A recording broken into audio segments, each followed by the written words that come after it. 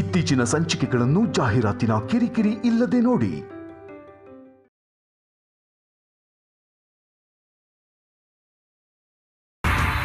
ಮಹಾರಾಣಿ ಮಹಾರಾಣಿ ಮಹಾರಾಣಿ ನೀವೇ ಮಹಾರಾಣಿ. ನನ್ನನ್ನು ಏಕೆ ಮಹಾರಾಣಿ ಎಂದು ಸಂಬೋಧಿಸುತ್ತಿರುವಿರಿ? ಸರ್ವಲೋಕಾಧಿಪತಿಯಾದ ನಿಶುಂಭ ಪ್ರಭುಗಳು ನಿಮ್ಮನ್ನು ಒಲಿಸಲು ಇಚ್ಛಿಸಿದ್ದಾರೆ.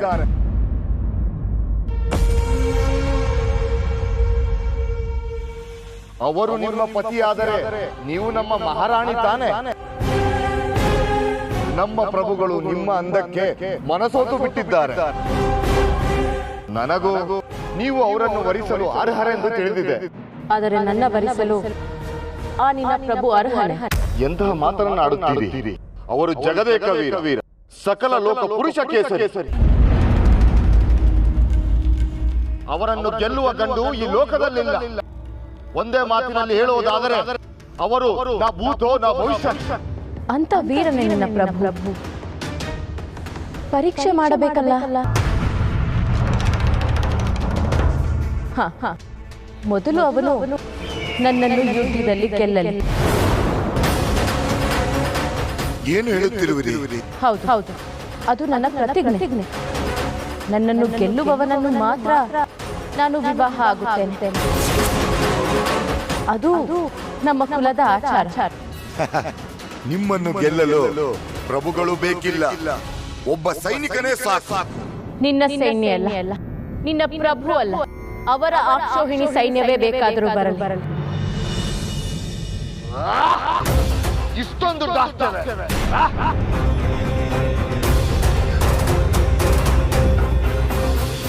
ಮಹಾಪ್ರಭು ಏನೆಂದಳು?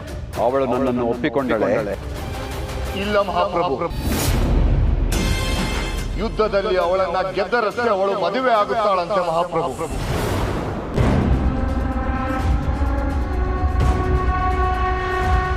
ಇದು ಅವಳ ಕುಲದ ಆಚಾರವಂತೆ. ಸೇನಾಧಿಪತಿಗಳೇ, ನಾನು ಅವಳೊಂದಿಗೆ ಹೋರಾಡಿದರೆ ಮೊದಲ ಪ್ರಹಾರಕ್ಕೆ ಅವಳ ಅಂತ್ಯವಾಗುತ್ತದೆ. ಬೇಡ, ನನ್ನನ್ನು ವರಿಸಲು ಅವಳು ಬದುಕಿರಬೇಕು. ಸೈನ್ಯ ಜೊತೆ ಹೋಗಿ ಅವಳನ್ನು ಬಂಧಿಸಿ ಕರೆದುಕೊಂಡು ಬನ್ನಿ. ಅಪ್ಪಣೆ ಪ್ರಭು.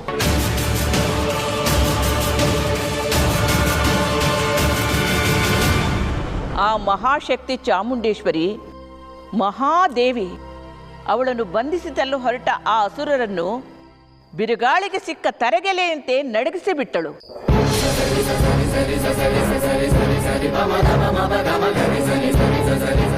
ಅವರಿಬ್ಬರು ಗಜಪಾದದ ಅಡಿಯಲ್ಲಿ ಸಿಕ್ಕ ಇರುವೆಯ ಥರ ನಾಶವಾಗಿ ಹೋದರು. ಮೊದಲು 10 ಜನ ಹೋದರು, ಅವರು ಸತ್ತಾಗ 100 ಜನ ಆದರು. ಆಮೇಲೆ ಅಕ್ಷೋಹಿಣಿ ಸೈನ್ಯಗಳೇ ಹೋದವು. ಅಲ್ಲಿ ದೇವಿ ರಕ್ತ ಸಂಹಾರ ಮಾಡಿದಳು, ರಕ್ತ ದೋಕಳಿಯನ್ನೇ ಆಡಿದಳು.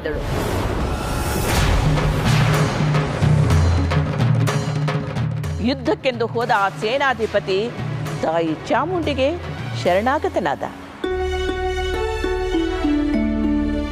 ಬದುಕಿದೆಯಾ ಬಡಜೀವವೇ ಎಂದು ಓಡಿ ಹೋದ.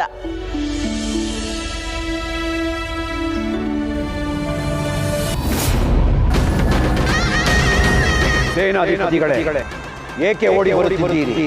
ಮಹಾಪ್ರಭು, ಅವಳು ಸಾಮಾನ್ಯ ಹೆಣ್ಣಲ್ಲ, ಸಕಲ ಯುದ್ಧ ಕಲಾಪ್ರವೀಣೆ. ನಮ್ಮ 7 ಅಕ್ಷೋಹಿಣಿ ಸೈನ್ಯವನ್ನು ನಾಶ ಮಾಡಿಬಿಟ್ಟಳು.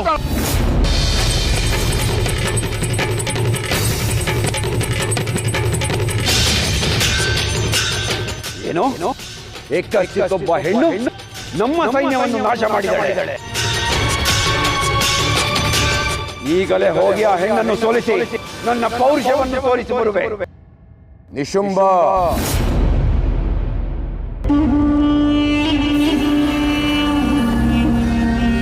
ದುಡುಕಬೇಡ. ಆ ದೇವತೆಗಳು ಸಾಮಾನ್ಯವಲ್ಲ. ನಮ್ಮನ್ನು ಸೋಲಿಸಲು ಏನು ಬೇಕಾದರೂ ಮಾಡಬಲ್ಲರು. ನಮ್ಮ ಸೇನೆಯನ್ನು ಸೋಲಿಸಿದ ಆ ಹೆಣ್ಣು ದೇವ ಸೈನಿಕರ ಕಡೆಯವಳಾಗಬಹುದು.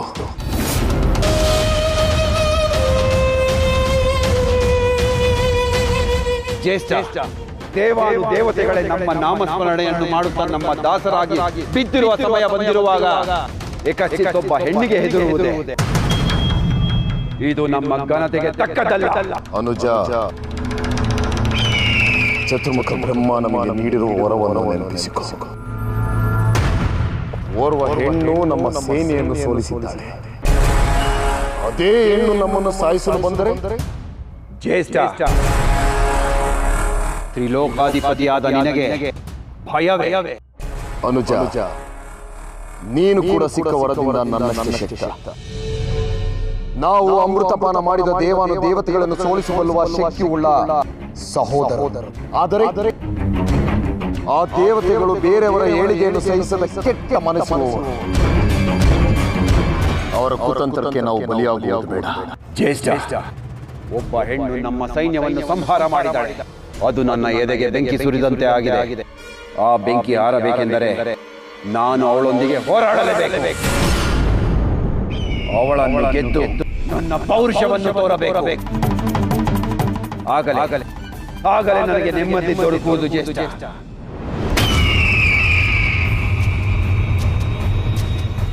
ಅನುಜ, ಇದು ದೇವಾನು ದೇವತೆಗಳ ಕುತಂತ್ರವು ಅಥವಾ ಮಾಯಾವಿಯೋ ಎಂದು ತಿಳಿಯದೆ ನಾವು ಹುಡುಕಬಾರದು. ನಾನು ಮೊದಲು ಹೋಗಿ ಗುರು ಶುಕ್ರಾಚಾರ್ಯರ ಬಳಿ ನಾನು ಮಾತಾಡಿ ಬರುತ್ತೇನೆ. ಅಲ್ಲಿವರೆಗೂ ದುಡುಕಬೇಡ.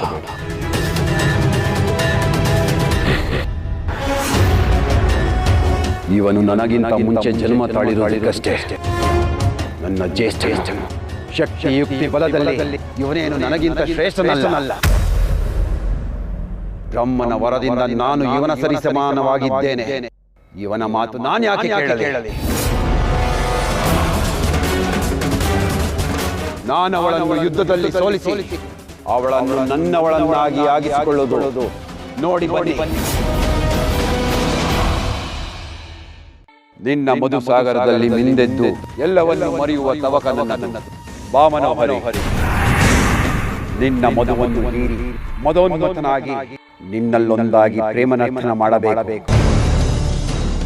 ಬಾ ಮೋಹನಾಂಗಿ, ಪಾಣಿಗ್ರಹಣ ಮಾಡಿ ಸತಿಪತಿಯಾಗೋಣ. ಬಾ. ಸತಿಪತಿಯಾಗಿ ಜಗತ್ತಿನ ಸರ್ವಶ್ರೇಷ್ಠ ಸುಖಗಳನ್ನು ಅನುಭವಿಸೋಣ. ನನ್ನನ್ನು ಯುದ್ಧದಲ್ಲಿ ಗೆಲ್ಲಲಾಗದವನು ನನ್ನ ಪ್ರೀತಿಯಲ್ಲಿ ಗೆಲ್ಲಲು ಸಾಧ್ಯವೇ?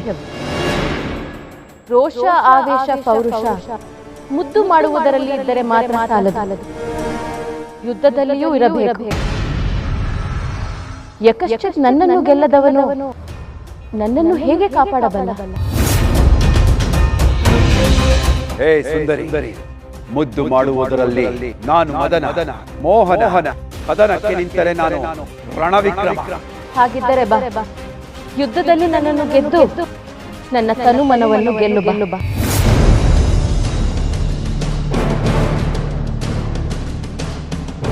ಯಾಕೆ ಮೌನ? ಭಯವೇ?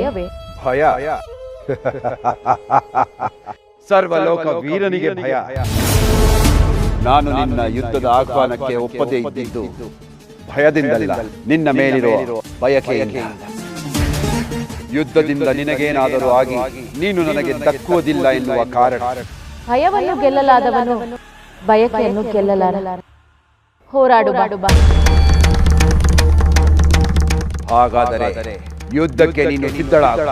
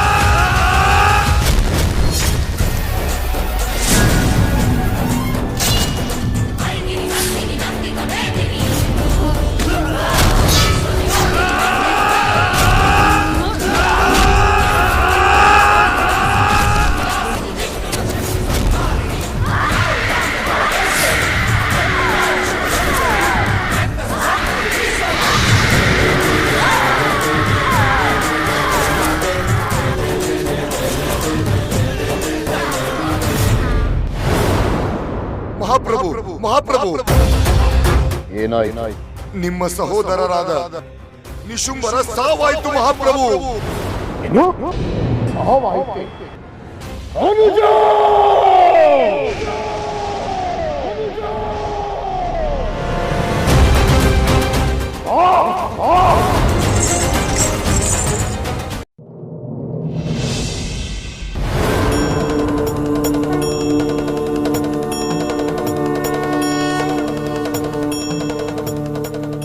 ದೇವಿ ಕೋಪವೇ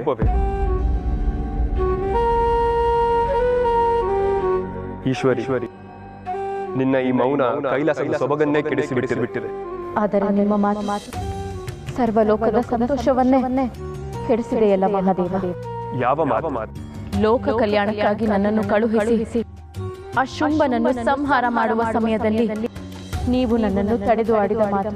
ಶರಣು ಎಂದವರ ಮರಣಕ್ಕೆ ಕಾರಣವಾಗುವುದು ದೈವ ಸಮ್ಮತ. ಅವನು ನನ್ನನ್ನು ಬೇಡಿಕೊಂಡಾಗ ಅವನನ್ನು ಉಳಿಸುವುದು ನನ್ನ ಆದ್ಯ ಕರ್ತವ್ಯವಲ್ಲವೇ?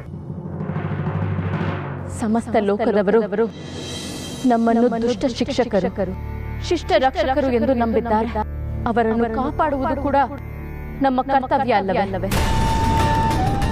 ಪ್ರತಿಯೊಂದರಲ್ಲೂ ದುಷ್ಟರನ್ನು ಸಲಹೋ ನಿರ್ಧಾರ ತೆಗೆದುಕೊಂಡರೆ ಲೋಕ ಕಲ್ಯಾಣವಾಗಲು ಹೇಗೆ ಸಾಧ್ಯ? ಭಕ್ತರ ಬದುಕಲ್ಲಿ ಶಾಂತಿ ನೆಮ್ಮದಿ ನೆಲೆಸುವುದು ಯಾವಾಗ? ನಿನ್ನಿಂದಲೇ, ನಿನ್ನ ಶಕ್ತಿಯಿಂದಲೇ ಅವನ ಸಂಹಾರವಾಗುವುದು ನಿಶ್ಚಿತ. ಆದರೆ ನೇರವಾಗಿ ಅವನೆದುರು ನಿಂತು ಸಂಹಾರ ಮಾಡುವ ಹಾಗೆ ಅರ್ಥ ಆಗಲಿಲ್ಲ ಮಹಾದೇವ. ಎಲ್ಲ ಪ್ರಶ್ನೆಗಳಿಗೂ ನೀನೇ ಉತ್ತರ ದೇವಿ.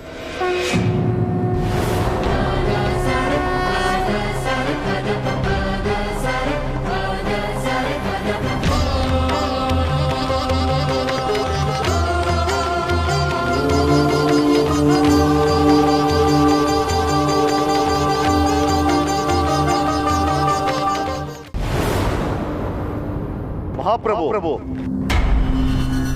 ಗುರು ಶುಕ್ರಾಚಾರ್ಯರು ನಿಮಗೊಂದು ಸಂದೇಶ ಕಳಿಸಿದ್ದಾರೆ. ಏನದು? ಈ ನವರಾತ್ರಿಯಲ್ಲಿ ಅಷ್ಟಮಿ ರಾತ್ರಿಯನ್ನು ಕಳೆದು ಮಾರನೇ ದಿನದ ಸೂರ್ಯೋದಯವನ್ನು ನೋಡಿದರೆ ನಿಮ್ಮನ್ಯಾರು ಸಾಯಿಸಲು ಸಾಧ್ಯವಿಲ್ಲವಂತೆ ಮಹಾಪ್ರಭು.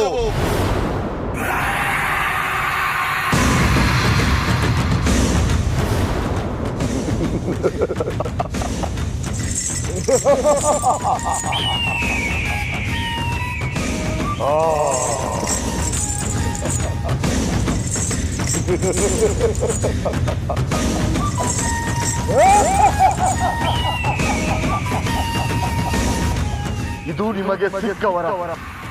ನೀವು ಚಿರಂಜೀವಿಯಾಗುವಿರಿ ಮಹಾಪ್ರಭು. ಈ ಸತ್ಯವನ್ನು ನಿಮ್ಮಿಂದ ಬಚ್ಚಿಡಲಾಗಿದೆ. ಆಚಾರ್ಯರು ಈ ವಿಷಯವನ್ನು ಸರಿಯಾದ ಸಮಯದಲ್ಲಿ ಹೇಳಿದ್ದಾರೆ. ಅಂದರೆ ಇದೊಂದು ರಾತ್ರಿ ನಾನು ಯಾವುದೇ ತೊಂದರೆಯನ್ನು ತಂದುಕೊಳ್ಳದಿದ್ದರೆ ಈ ಶುಂಭ ಅಮರ.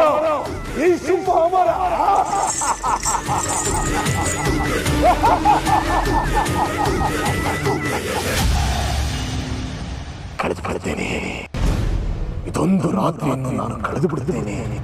ಇದೊಂದು ರಾತ್ರಿಯನ್ನು ಕಳೆದು ನಾನು ಅಮರನಾಗುತ್ತೇನೆ.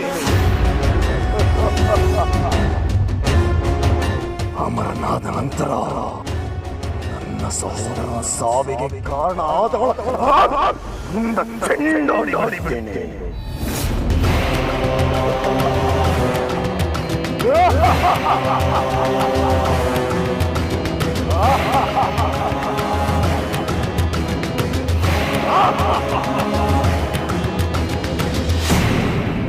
ಅದುಷ್ಟ ಶುಂಭನ ಅಟ್ಟಹಾಸದಿಂದ ಲೋಕಗಳೇ ನಡುಗುತ್ತಿದೆ. ಸಜ್ಜನರ ಆರ್ತರಾದ ಮುಗಿಲು ಮುಟ್ಟಿದೆ. ಪವಿತ್ರ ಯಜ್ಞ ಕುಂಡದಲ್ಲಿ ಋಷಿ ಮುನಿಗಳ ರಕ್ತ ಹರಿಯುತ್ತಿದೆ. ಎಲ್ಲಿ ನೋಡಿದರಲ್ಲಿ ಅರಾಜಕತೆ ಮೆರೆಯುತ್ತಲಿದೆ. ಆ ಶುಂಭಾಸುರನ ಸಂಹಾರ ಆಗುವವರೆಗೂ ಈ 7 ಲೋಕದಲ್ಲೂ ಇರುಳು. ಆದರೆ ಅವನ ಸಂಹಾರ ಮಾಡಲು ಪರಶಿವನೇ ಅಡ್ಡಿಯಾಗುತ್ತಿದ್ದಾನೆ.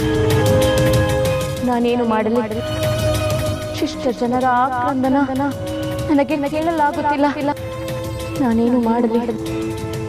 ಅವನನ್ನು ಸಂಹಾರ ಮಾಡಲು ನನ್ನಿಂದಷ್ಟೇ ಸಾಧ್ಯ. ಆ ವರವನ್ನು ಮೀರಿ ನಾನು ಅವನನ್ನು ಕೊಲ್ಲುವುದು ಹೇಗೆ?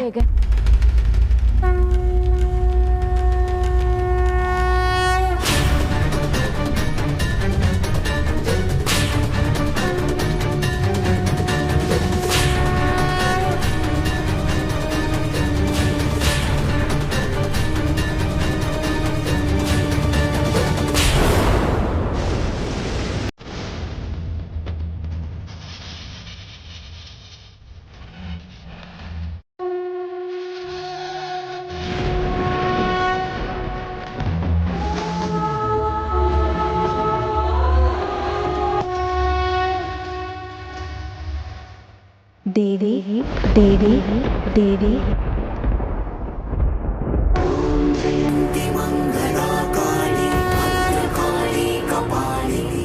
ನಾನು ಕರಳರಾತ್ರಿ, ನಿನ್ನ ಅಂಶ. ಆ ದುಷ್ಟ ಶುಂಭಾಸುರರನ್ನು ನೀವು ಕೊಲ್ಲೋ ಹಾಗಿಲ್ಲ, ಆದರೆ ನಿನ್ನ ಶಕ್ತಿಯಾದ ನಾನು ಅವನನ್ನು ಸಂಹರಿಸಬಹುದು.